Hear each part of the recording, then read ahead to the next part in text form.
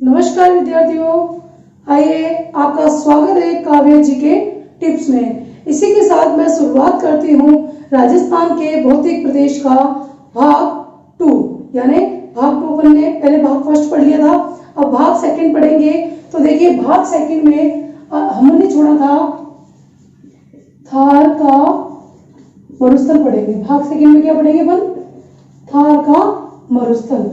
तो देखिए थार के मरुस्थल की जितनी भी विशेषताएं इंपोर्टेंट थी वो विशेषताएं मैंने आपको पार्ट फर्स्ट में पढ़ा दिया था, और पार्ट सेकंड में आज अपन पढ़ेंगे थार के मरुस्थल के भाग। तो देखिए थार के मरुस्थल के भाग है, इसको दो भागों में बांटा गया। मैंने आपको पहले पार्ट में बताया था कौन कौन से भाग। शुष्क भाग कौन सा? एक तो है शुष्क मरुस्थलीय प्रदेश। देखिए एक भाग है शुष्क मरुस्थलीय प्रदेश और एक है अर्ध शुष्क मरुस्थलीय प्रदेश, शुष्क और अर्ध शुष्क। तो ध्यान रखिएगा थार के मरुस्थल को दो भागों में बांटा गया, शुष्क मरुस्थलीय प्रदेश, अर्ध शुष्क मरुस्थलीय प्रदेश। तो थार के मरुस्थल कितने भाग है? दो भाग है, शुष्क मरुस्थलीय प्रदेश, अर्ध शुष्क मरुस्थलीय प्रदेश। इसी के साथ देखिए जो शुष्क मरुस्थलीय प्रदेश है इसको भी फिर कितने भागों में बांटा गया? फिर इसको भी दो भागों में बांटा गया। कौन कौन से? बालुका स्तूप युक्त, बालुका स्तूप युक्त प्रदेश, और एक है बालुका स्तूप मुक्त। देखो बालुका स्तूप युक्त प्रदेश, बालुका स्तूप मुक्त प्रदेश। तो ये थोड़ा ध्यान रखिएगा। थार के मरुस्थल का वर्गीकरण पढ़ा रही हूं मैं आज आपको, थार के मरुस्थल का वर्गीकरण। तो सबसे पहले राजस्थान के थार के मरुस्थल कितने भागों में बांटा गया? दो भागों में बांटा गया, शुष्क मरुस्थलीय प्रदेश, अर्ध शुष्क मरुस्थलीय प्रदेश। फिर शुष्क मरुस्थलीय प्रदेश को दो भागों में बांटा गया, उसके उपभाग किए गए। कौन कौन से? बालुका स्तूप युक्त प्रदेश और बालुका स्तूप मुक्त प्रदेश। अब है देखिए अर्ध शुष्क मरुस्थलीय प्रदेश, इसको चार भागों में बांटा गया। कितने भागों में? चार भागों में बांटा गया। तो देखिए 1 2 3 4। तो चार भाग कौन कौन से हैं इसके? तो ध्यान रखना चार भाग इंपोर्टेंट है। वो किसके भाग है? अर्ध शुष्क मरुस्थलीय प्रदेश के। तो सबसे पहले है घग्गर बेसिन, घग्गर नदी के बहाव क्षेत्र वाला क्षेत्र से घग्गर बेसिन। पहले नंबर पे है घग्गर बेसिन, दूसरे नंबर पे है शेखावटी प्रदेश। कौन सा प्रदेश? शेखावटी प्रदेश, घग्गर बेसिन, शेखावटी प्रदेश। थर्ड नंबर पे है नागौरी उच्च भूमि, नागौरी उच्च भूमि प्रदेश। और फोर्थ नंबर पे है लूनी बेसिन। देखिए अब देखिए तो दो भाग हो गए, शुष्क व अर्ध शुष्क। लेकिन फिर उसके भी दो भाग किसके किए? शुष्क मरुस्थलीय प्रदेश के फिर दो भाग किए। किसके किए? शुष्क मरुस्थलीय प्रदेश के दो भाग किए, बालुका स्तूप युक्त प्रदेश, बालुका स्तूप मुक्त प्रदेश। फिर देखिए अर्ध शुष्क मरुस्थलीय प्रदेश के कितने भाग किए गए? उसके चार भाग किए गए अर्ध शुष्क मरुस्थलीय प्रदेश के, घग्गर बेसिन, शेखावटी प्रदेश, नागौरी उच्च भूमि और लूनी बेसिन। तो यहां तक आपको समझ में आया होगा। तो देखना पहले आपको पार्ट पढ़ने हैं कि कौन कौन से भाग किए, उसके बाद अपन आगे चलेंगे। तो देखिए बालुका स्तूप युक्त प्रदेश और बालुका स्तूप मुक्त प्रदेश, इसमें कौन से भाग आते हैं? इसमें कौन से भाग हैं? तो देखो बालुका स्तूप युक्त प्रदेश में इसमें आता है अर्घ, या इसे बोलते हैं इर्ग। अब देखिए अर्घ या इर्ग क्या है? संपूर्ण, ऐसे लिख देती हूं मैं, संपूर्ण रेतीला मरुस्थल। तो संपूर्ण रेतीला मरुस्थल क्या कहलाता है? संपूर्ण रेतीला मरुस्थल कहलाता है अर्घ या इर्ग। अब जबकि इस जो बालुका स्तूप मुक्त प्रदेश में इसमें आते हैं हम्मादा। तो इसके जो बालुका स्तूप है कैसे होते हैं? हम्मादा प्रकार के, जिसे आप लिख सकते हो पथरीला या चट्टानी मरुस्थल। थोड़ा ध्यान रखिएगा कि बालू का स्तूप जो मुक्त प्रदेश है उसमें आता है हम्मादा, पथरीला या चट्टानी मरुस्थल, और जबकि अर्ग इर्ग संपूर्ण रेतीला मरुस्थल वो किस में आता है, बालू का स्तूप युक्त प्रदेश में। और वास्तव में जो महान मरुस्थल है वो बालू का स्तूप युक्त प्रदेश ही महान मरुस्थल कहलाता है। तो इसी को बोलते हैं महान मरुस्थलीय प्रदेश। किसको बोलते हैं महान मरुस्थलीय प्रदेश? बालू का स्तूप युक्त प्रदेश को ही बोलते हैं महान मरुस्थलीय प्रदेश। जो वास्तव में मरुस्थल की विशेषताएं हैं वो सारी की सारी कहाँ देखी जाती है, बालू का स्तूप युक्त प्रदेश में ही देखी जाती है। बालू का स्तूप मुक्त प्रदेश में है हम्मादा, जहां पर पथरीला या चट्टानी मरुस्थल पाया जाता है। तो यहां तक आपको समझ में आया? फटाफट से इसका स्क्रीनशॉट लीजिए, आगे चलते हैं।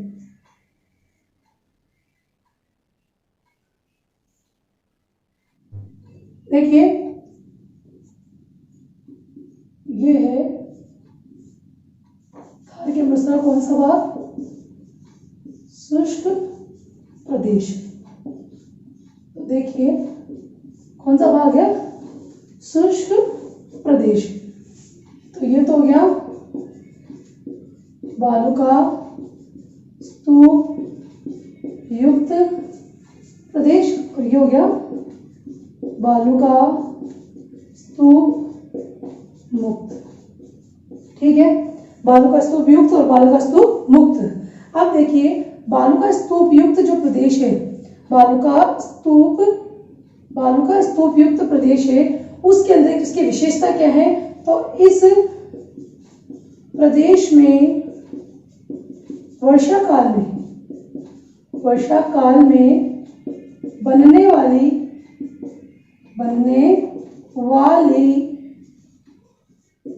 झीलों को, इस प्रदेश में वर्षा काल में बनने वाली झीलों को इस प्रदेश में, तो देखिए बालू का स्तूप युक्त प्रदेश, बालू का स्तूप मुक्त प्रदेश, इस प्रदेश में वर्षा काल में बनने वाली झीलों को बोलते हैं प्लाया, या बोलते हैं खड़ीन, फिर या बोलते हैं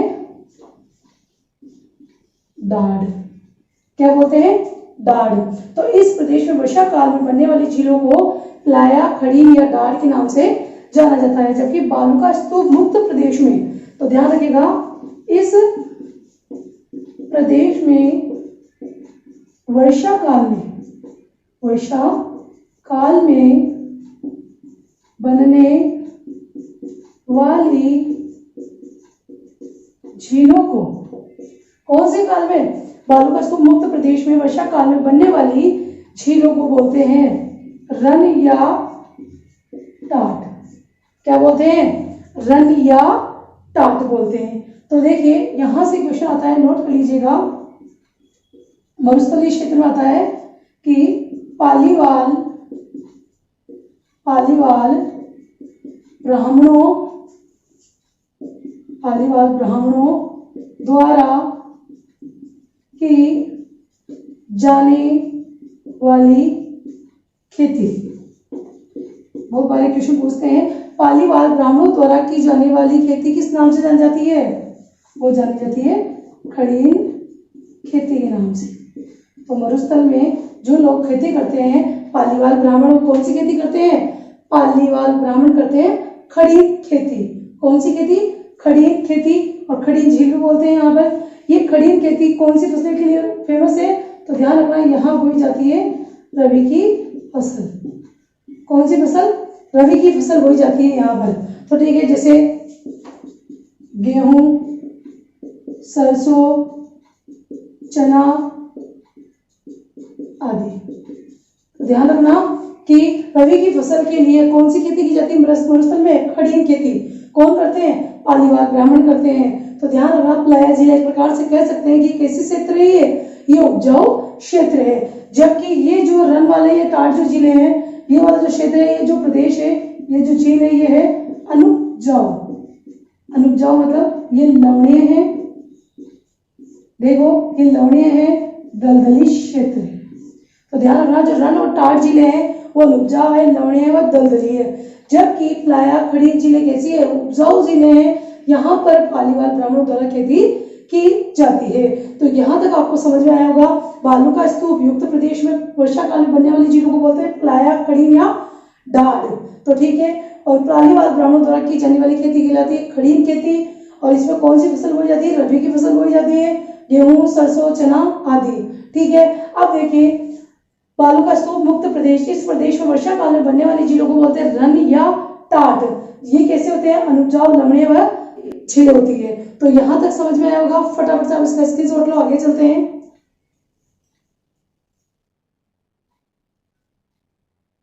अब चलते हैं आगे। अब है प्रमुख रन। अब आपको पता ही चल गया कि रन क्या है। लवणीय, दलदली, अनुपजाऊ भूमि या झीलें, है ना। तो रन, प्रमुख रन कौन कौन से हैं? जैसे प्रमुख रन बहुत क्वेश्चन पूछते हैं। बाप फलोदी, बाप फलोदी। सेकेंड है देखिए ताल छापर, परिहारी। और थर्ड है थोबरन, चौथा है नेहडरन। तो देखिए बाप फलोदी, जो बाप फलोदी रन है वो है जोधपुर में। कहां पर है बाप फलोदी रन? जोधपुर में। बाप फलोदी है ना, जो बाप रन है फलोदी जोधपुर में है। ताल छापर रन परिहारी, सभी को पता है ताल छापर कहाँ है? चूरू में। जहां पर क्या पाए जाते हैं? चूरू में काले हिरण। जो ताल छापर अभ्यारण्य, यहाँ पे क्या पाए जाते हैं? काले हिरण पाए जाते हैं। यहाँ पर क्या पाए जाते हैं? काले हिरण। और यहाँ पर एक प्रकार की खास प्रकार की क्या पाई जाती है? घास पाई जाती है। यहाँ पर एक खास प्रकार की क्या पाई जाती है? घास। उस घास का स्थानीय नाम पूछते हैं अधिकतर कि उस घास का स्थानीय नाम बताइए। एक खास प्रकार की घास पाई जाती है जिसे बोलते हैं मोथिया। क्या बोलते हैं उसे स्थानीय भाषा में? मोथिया। मोथिया घास कहाँ पाई जाती है? ताल छापर अभ्यारण्य में पाई जाती है, जो कि काले हिरण वहां पाए जाते हैं। और वहां पर जो ताल छापर अभ्यारण्य, वहां पर रूस, कजाकिस्तान से दूर दूर से पक्षी आते हैं। और उन पक्षियों का जो पसंदीदा भोजन होता है वो होता है मोथिया घास, जो कि ताल छापर अभ्यारण्य में जो है स्थानीय भाषा में एक प्रकार की घास है, वो उसे बोलते हैं मोथिया घास। तो देखिए थोबरन कहाँ पर है? बाड़मेर में। थोबरन कहाँ पर है? बाड़मेर में। नेहडरन कहाँ पर है? जालौर में। तो थोड़ा सा यहाँ ध्यान रखिएगा, थोबरन है बाड़मेर में, नेहडरन है जालौर में, और एक और है जो कि जैसलमेर में है, वो है भाकरी। कहाँ पर? पोखरण में। भाकरी रन कहाँ है? जैसलमेर में। अधिकतर यहाँ से क्वेश्चन आते हैं कि बताइए थोबरन कहाँ पाए जाते हैं? थोबरन बाड़मेर में पाया जाता है, नेहडरन जालौर में पाया जाता है, भाकरी जैसलमेर में पाया जाता है, बाप रन जो है फलोदी जोधपुर में पाया जाता है। तो ये है रन की बात। और रन जिले हैं जो मरुस्थलीय क्षेत्र के जो बालू का स्तूप मुक्त प्रदेश में पाई जाती है, उन जिलों से संबंधित ये वाले क्वेश्चन आते हैं। तो इंपॉर्टेंट है ये, थोड़ा ध्यान रखिएगा। फटाफट से स्क्रीनशॉट लो, आगे चलते हैं।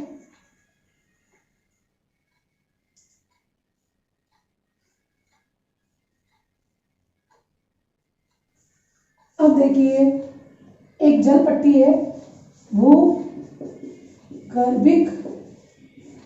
जल पट्टी। देखिए ये भूगर्भिक जल पट्टी बहुत फेमस है। तो यहाँ पहले अपन एक डायग्राम बनाते हैं जिससे जल्दी समझ में आ जाएगा।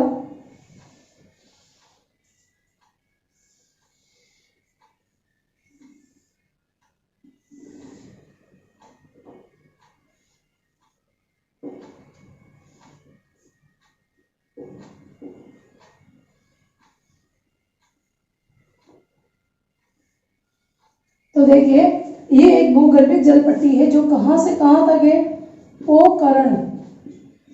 पोखरण से लेकर कहां तक? मोहनगढ़ तक। तो ध्यान रखना ये जो जल पट्टी है ये है पोखरण से लेकर मोहनगढ़ तक। और ये पूरा का पूरा क्षेत्र कहाँ पड़ता है? जैसलमेर में। तो ये एक भूगर्भीय जलपट्टी है। कौन सी जलपट्टी है? भूगर्भीय जलपट्टी है। जैसलमेर थार के मौसम में पाई जाती है भूगर्भीय जलपट्टी, जो कि एक मीठे पानी की जलपट्टी है। कौन से पानी की? मीठे पानी की। इसका पानी इतना मीठा है, जैसलमेर में सबसे ज्यादा मीठा पानी इसी जगह का है। तो मीठे पानी की जलपट्टी कौन सी कहलाती है? भूगर्भीय जलपट्टी। पोखरण से लेकर मोहनगढ़ तक जैसलमेर में है। और कितने किलोमीटर लंबी है? 60 किलोमीटर लंबी है। ठीक है, तो यहां देखिए इस जगह यहां एक प्रकार की घास पाई जाती है जिसका नाम सभी जानते हैं। उस घास को बोलते हैं सेवण घास। कौन सी घास? सेवण घास। इस भूगर्भीय जलपट्टी के ऊपर एक प्रकार की घास पाई जाती है, वो है सेवण घास, जिसे स्थानीय भाषा में क्या बोलते हैं? जिसे स्थानीय भाषा में बोलते हैं लीलोण। क्या बोलते हैं? लीलोण। थोड़ा ध्यान रखना, सेवण घास को स्थानीय भाषा में बोलते हैं लीलोण। क्या बोलते हैं? लीलोण। और इसी पर यहां पर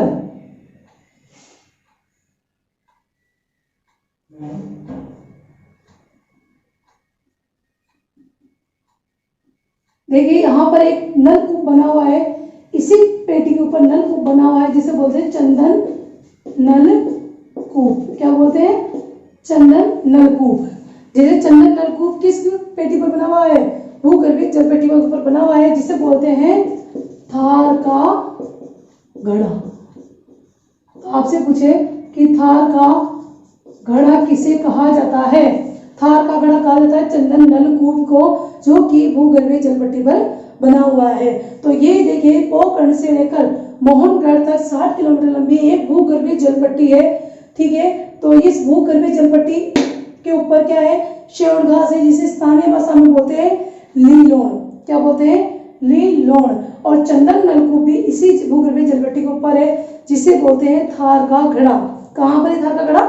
जैसलमेर में। अब देखिए इस भूगर्भीय जल पट्टी को क्या बोलते हैं? लाठी सीरीज क्षेत्र। तो ध्यान रखना, लाठी सीरीज क्षेत्र के नाम से भी जाना जाता है। तो इसी भूगर्भीय जलपट्टी को जो है लाठी सीरीज क्षेत्र के नाम से जाना जाता है। तो देखिए अब ये जो सेवण घास है, कौन सी घास? सेवण घास। अब देखिए सेवण घास का जो स्थानीय नाम तो पता चल गया आपको, कौन सा है? सेवण घास का स्थानीय नाम लीलोण। लेकिन आपसे पूछे इसका वानस्पतिक नाम लस्सी यूरियस सिडिकुस। लस्सी यूरिस सिडिकुस। लस्सी यूरिस सिडिकुस। इसका बड़ा स्थानीय नाम जरूर ध्यान रखना, क्योंकि स्थानीय नाम है लीलोण, लेकिन इसका वानस्पतिक नाम आप भूल सकते हो, तो थोड़ा ध्यान रखना। लस्सी यूरियस सिडिकुस। लस्सी यूरिस सिडिकुस इसका जो है क्या नाम है? वानस्पतिक नाम है लस्सी यूरिस सिडिकुस। इसका स्थानीय नाम है किसका? सेवण घास का। लस्सी कहाँ पियेंगे? बैठकर सेवण घास में पियेंगे। तो अपना आप थोड़ा लिंक बनाइए तो याद हो जाएगा आपको कि लस्सी कहाँ पियेंगे? सेवण घास में। तो लस्सी से आपको समझ में आ जाएगा, थोड़ा तो उसमें मिल जाएगा कि हिंट मिल जाएगा। तो लस्सी यूरियस सिडिकुस घास का, सेवण घास का वानस्पतिक नाम है, जबकि इसका स्थानीय नाम है लीलोण। तो यहां तक समझ में आया। तो ये है थार के मरुस्थल में पाए जाने वाली एक प्रकार की मीठे पानी की भूगर्भीय जलपट्टी, जिसे बोलते हैं लाठी सीरीज क्षेत्र। और सेवण घास का स्थानीय नाम लीलोण है, जबकि वानस्पतिक नाम लस्सी यूरिस सिडिकुस है। और जबकि इसी जलपट्टी पर क्या बना हुआ है? चंदन नलकूप बना हुआ है, जिसे बोलते हैं थार का घड़ा। और इसी ये पूछ रहे विस्तार कहां से कहां तक है? पोखरण से लेकर मोहनगढ़ तक। कितनी लंबी है? 60 किलोमीटर लंबी है। सिंपल सा क्वेश्चन पूछे लाठी सीरीज क्षेत्र कहां स्थित है? जैसलमेर में स्थित है। तो यहां तक आपको समझ में आया। फटाफट से आप इसका स्क्रीनशॉट लो, आगे चलते हैं।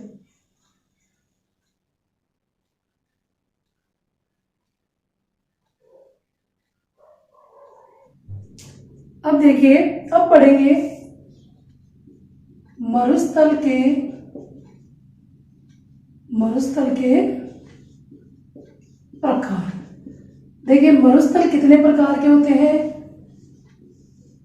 कितने प्रकार के, 3 प्रकार के मरुस्थल के प्रकार। तो पहला है अर्घ, यह इसे बोलते हैं इर्ग। दूसरा कौन सा है, हम्मादा। तीसरा ध्यान रखिएगा वो रेग है। तो वो अर्घ या इर्ग जो है वो पाए जाते हैं कहां पर, जैसलमेर में। कहां पाए जाते हैं, जैसलमेर में। जबकि हम्मादा पाए जाते हैं कहां पर, जोधपुर में। और रेग जो होता है वो होता है मिश्रित मरुस्थल। कौन सा मरुस्थल, मिश्रित मरुस्थल। ये राजस्थान में कहीं पर भी पाए जाते हैं, जैसलमेर में पाए जाते हैं या जोधपुर में पाए, मतलब दोनों जगह मिश्रित मरुस्थल कहीं भी पाए जाते हैं। तो अर्घ या इर्ग जैसलमेर में ये कैसा है, संपूर्ण रेतीला मरुस्थल, संपूर्ण रेतीला मरुस्थल। जबकि हम्मादा कैसा है, पथरीला व चट्टानी मरुस्थल। अब आपके सामने रेग कैसे प्रकार का मरुस्थल है, मिश्रित मरुस्थल है। तो देखिएगा मरुस्थल के प्रकार है, अर्घ या इर्ग की बात है, अर्घ भी पूछते थे बहुत बार, इसको इर्ग कहते हैं। जैसलमेर संपूर्ण रेतीला मरुस्थलीय प्रदेश है ये। हम्मादा क्या है, पथरीला चट्टानी मरुस्थल है। कहाँ पाए जाते हैं, जोधपुर में पाए जाते हैं। रेग जो है मिश्रित मरुस्थल है। अब देखिए इसी के साथ एक है जैसलमेर। जैसलमेर जिले के आकल गांव में कितने करोड़ वर्ष पुराने, 18 करोड़ वर्ष पुराने वृक्षों के अवशेष व जीवाश्म मिले हैं।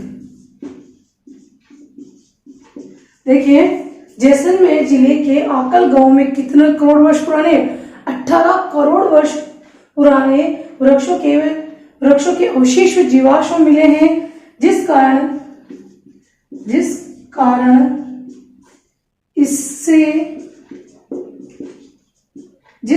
इसे आकल वुड फॉसिल्स पार्क नाम दिया गया।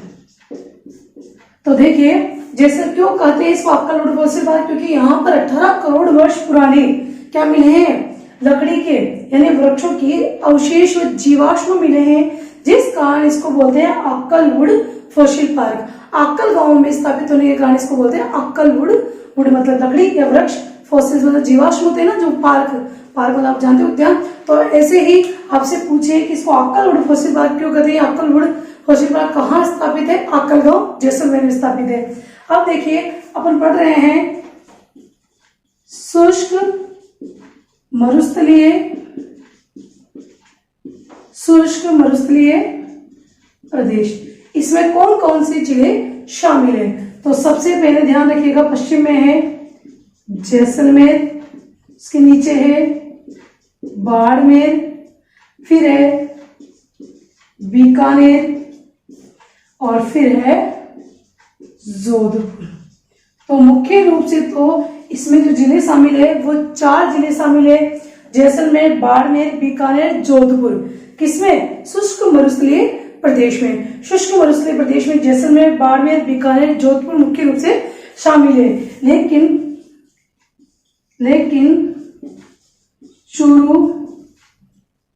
चूरू जिले का पश्चिमी भाग भी शामिल है। कौन सा भाग, पश्चिमी भाग। ध्यान रखेगा चूरू जिले का पश्चिमी भाग भी शामिल है किसमें, शुष्क मरुस्थलीय प्रदेश में। अब देखिए ये शुष्क मरुस्थलीय प्रदेश है, इसमें वर्षा कितनी होती है, तो इसमें ध्यान रखिएगा वर्षा होती है 25 सेंटीमीटर से कम। क्या होती है इसमें? वर्षा। तो वर्षा 25 सेंटीमीटर से कम होती है कहां पर? शुष्क मरुस्थलीय प्रदेश में। तो ये शुष्क मरुस्थलीय प्रदेश में पढ़ रहे हैं पर अभी तक, लेकिन आपको पूछ रहे कि शुष्क मरुस्थलीय प्रदेश का विस्तार कितने जिलों में है?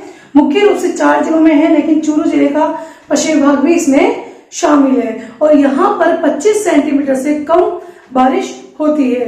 तो यहां तक समझ में आया आपको? फटाफट से आप इसका स्क्रीनशॉट लीजिए, अपन आगे चलते हैं।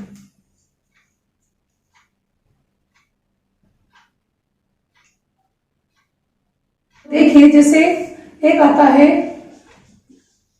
धरियन और धोरे, धरियन और धोरे।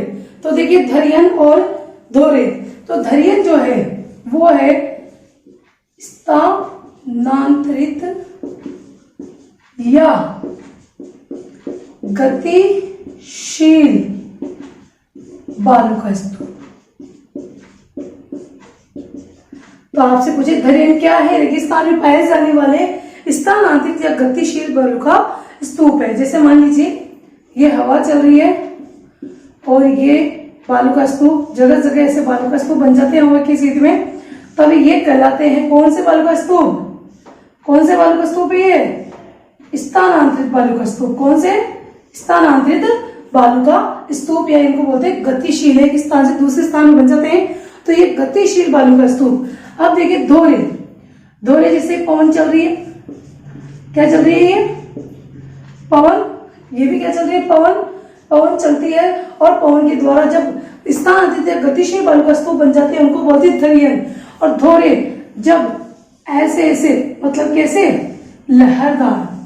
जब धोरे मतलब लहरदार बालू का स्तूप।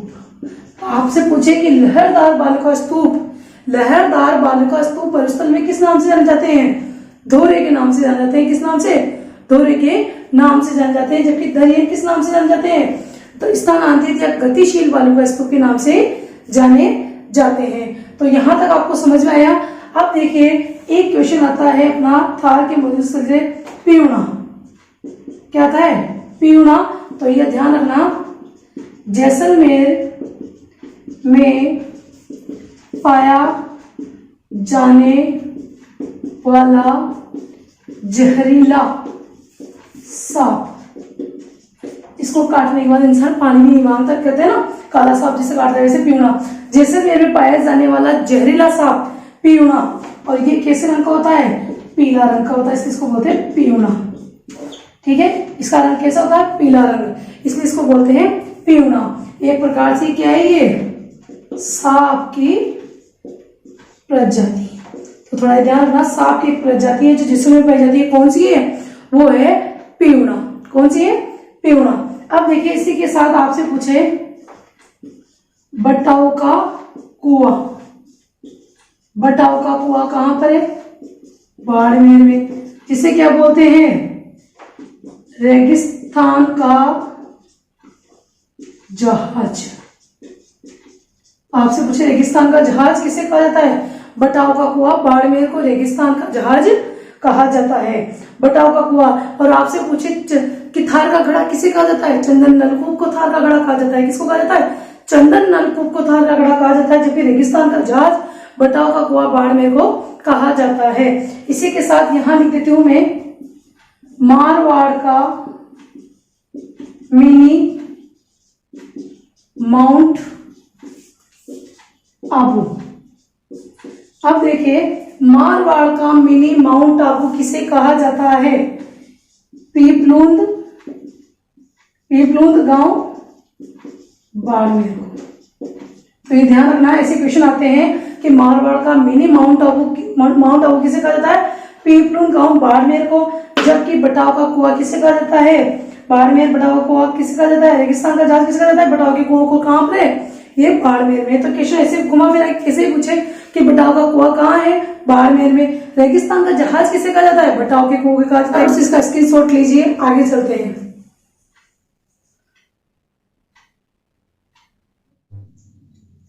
अब पढ़ेंगे अर्धशुष्क मरुस्थलीय प्रदेश।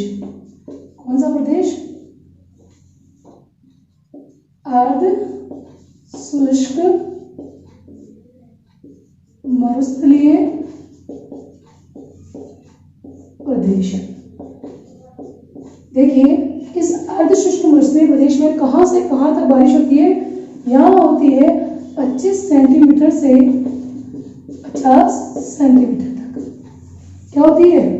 वर्षा होती है। ध्यान रखिएगा, अर्ध शुष्क मरुस्थलीय प्रदेश में 25 सेंटीमीटर से 50 सेंटीमीटर तक बारिश होती है, जबकि 25 सेंटीमीटर से कम बारिश होती है शुष्क मरुस्थलीय प्रदेश में। अब देखिए इस अर्ध शुष्क मरुस्थलीय प्रदेश को कितने भागों में बांटा गया?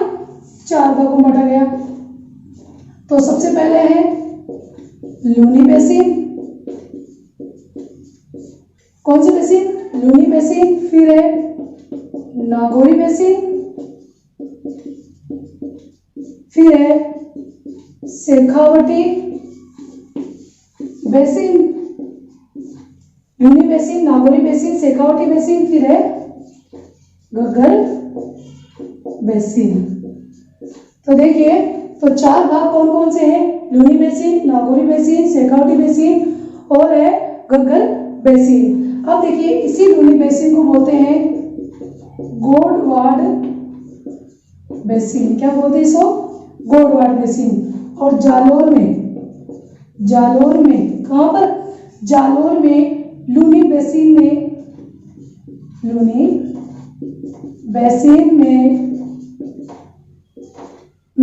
दलदली भाग को क्या बोलते हैं? नेहड रन कहा जाता है। क्या कहा जाता है? नेहड रन कहा जाता है। प्रवाह क्षेत्र कितने जिलों में है? 6 जिलों में। कितने जिलों में? 6 जिलों में। इसकी ट्रिक्स है अपना बजाज। ट्रिक्स क्या है? अपना बजाज। अजमेर, पाली, नागौर, बाड़मेर, जालोर और जोधपुर। तो ये लूनी बेसिन की बात है मुख्य कि लूनी बेसिन जिसे गोडवाड बेसिन कहते हैं, जालोर में लूनी बेसिन में दलदली भाग को नेहड रन कहते हैं। प्रवाह क्षेत्र 6 जिलों में। इसकी ट्रिक्स है अपना बजाज।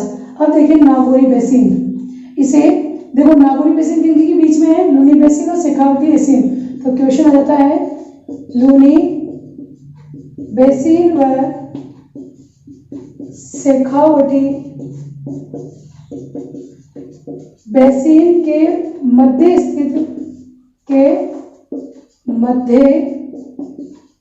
स्थित ऊंची उठी हुई भूमि। तो देखिए लूनी बेसिन और शेखावटी बेसिन के मध्य स्थित ऊंची उठी हुई भूमि क्या कहलाती है? नागौरी उच्च भूमि। तो इस नागौरी बेसिन को नागौरी उच्च भूमि बेसिन भी बोलते हैं। तो नागौरी उच्च भूमि कहाँ पर स्थित है? अर्ध शुष्क मरुस्थलीय प्रदेश में स्थित है। तो ध्यान रखिएगा, नागौरी बेसिन किसे बोलते हैं? नागौरी बेसिन बोलते हैं नागौरी उच्च भूमि को। तो यहां तक आपको समझ में आया? तो ठीक है, फटाफट से इसका स्क्रीनशॉट लो, आगे चलते हैं।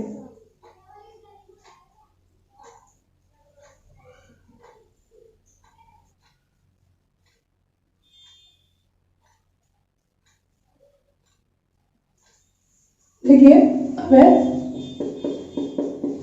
नागौरी बेसिन। इसे क्या बोलते हैं? नागौरी उच्च भूमि बेसिन। देखिए इसी नागौर बेसिन में सर्वाधिक क्या पाई जाती है? खारे पानी की झील। तो सर्वाधिक खारे पानी की झील कहाँ पाई जाती है? नागौर बेसिन में पाई जाती है। इसी नागौर बेसिन में क्या पाई जाती है? कुब्बड़ पट्टी। देखिए कुब्बड़ पट्टी, ये कुब्बड़ पट्टी जो है किसके जिले की सीमा की सहारे बनी हुई है? ये नागौर व अजमेर जिले की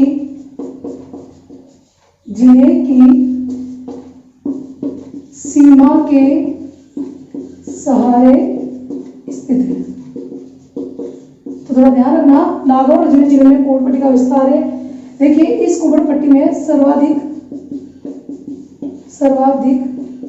फ्लोराइड पाया जाता है, फ्लोराइड पाया जाता है। तो देखिए सर्वाधिक क्या पाया जाता है, कुबड़ पट्टी में सर्वाधिक फ्लोराइड पाया जाता है। तो कुबड़ पट्टी में सर्वाधिक फ्लोराइड पाया जाता है, जिसके कारण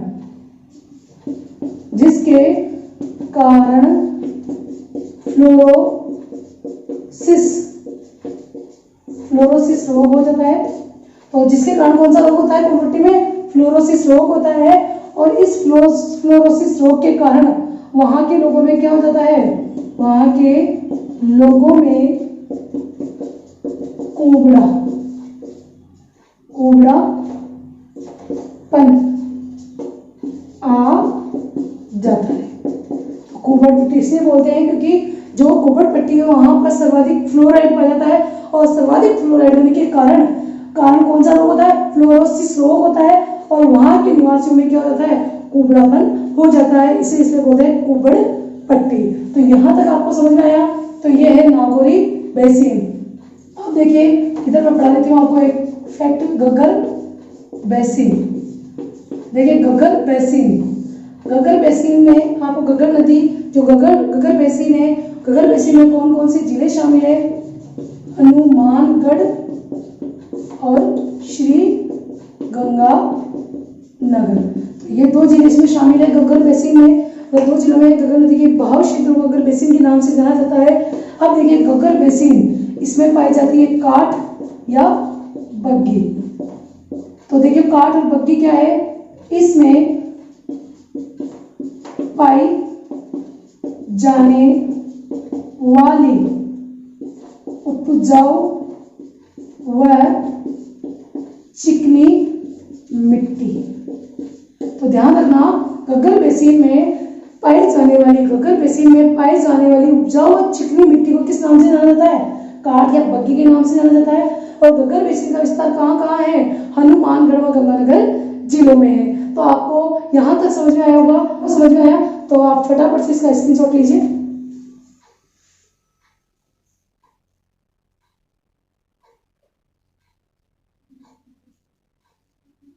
अब देखिए ये बात हुई लूनी बेसिन की, नागौर बेसिन की और घग्गर बेसिन की। अब लास्ट फाइनल जो बचा है वो है शेखावटी बेसिन।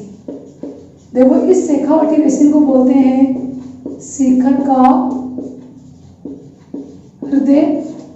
शेखावटी बेसिन को क्या बोलते हैं, शिखर का हृदय। और शेखावटी बेसिन में कौन कौन से जिले शामिल है, झुंझुनू, चूरू और सीकर।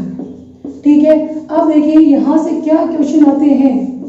अब एक है बीड़, एक है जोहड़। देखो बीड़, जोहड़, सर और एक आता है जांटी। सभी जानते होंगे जांटी किसको बोलते हैं। तो देखो बीड़ क्या है, शेखावटी में क्या है बीड़, शेखावटी में घास के मैदान। आपसे पूछे कि शेखावटी में घास के मैदानों को किस नाम से जाना जाता है, शेखावटी में घास के मैदानों को बीड़ के नाम से जाना जाता है, बीड़ बोलते हैं स्थानीय भाषा में। जबकि देखो जोहड़, चूरू, झुंझुनू, शिखर में बीड़, शेखावटी में घास के मैदानों को बीड़ कहते हैं। जबकि जोहड़ क्या है, जोहड़ शेखावटी में पानी के कच्चे कुएं। क्या है ये, कच्चे कुएं, पानी के कच्चे कुएं शेखावटी में क्या कहलाते हैं, जोहड़ कहलाते हैं। सर मानसून के दौरान बनने वाले तालाब।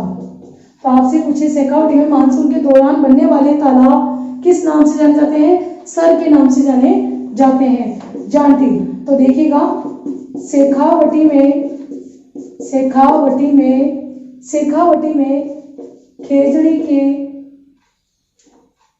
खेजड़ी के वृक्ष का स्थानीय देखो खेजड़ी, शेखावटी में खेजड़ी के वृक्ष को स्थानीय भाषा में क्या बोलते हैं? जांटी बोलते हैं। तो बीड़ शेखावटी में घास के मैदानों को बोलते हैं। जोड़ पानी के जोड़ क्या है? पानी के कच्चे कुएं हैं जो कि कहाँ पाए जाते हैं? शेखावटी बेसिन में पाए जाते हैं। जबकि सर क्या है? मानसून के दौरान बनने वाले तालाब है। जांटी क्या है? शेखावटी में खेजड़ी के वृक्ष को स्थानीय भाषा में जांटी कहा जाता है। तो आपको यहाँ तक समझ में आया होगा। तो देखिए ये अपना अर्ध शुष्क मरुस्थलीय प्रदेश खत्म होता है। इसी के साथ मैं आपको बता दूं, भारत का सबसे गर्म प्रदेश क्वेश्चन आ जाता है तो आपको करना है थार का मरुस्थल। भारत का सबसे गर्म प्रदेश थार का मरुस्थल, एक क्वेश्चन आता है। नखलिस्तान, क्या आता है? नखलिस्तान, ये जो है शुष्क व मरुस्थलीय भागों में विकसित भागों में पाई जाने वाली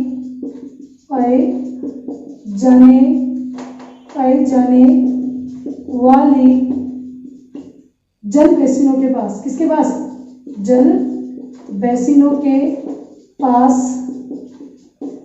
हरियाली। तो थोड़ा ध्यान रखिएगा, नखलिस्तान क्या है? शुष्क व मरुस्थलीय भागों में पाए जाने वाले जल बेसिनों के पास की हरियाली क्या कहलाती है? नखलिस्तान। तो शुष्क व मरुस्थलीय भागों में पाए जाने वाले जल बेसिनों के पास की हरियाली क्या कहलाती है? नखलिस्तान के नाम से जानी जाती है। तो यहाँ अपना थार का मरुस्थल का जो चैप्टर है वो कंप्लीट होता है, थार का मरुस्थल। तो आगे के मध्य प्रदेश पढ़ेंगे अपन नेक्स्ट वीडियो में। उससे पहले आप मेरे चैनल को लाइक कीजिए, सब्सक्राइब कीजिए और बेल आइकन को प्रेस करना ना भूलिए। जय हिंद।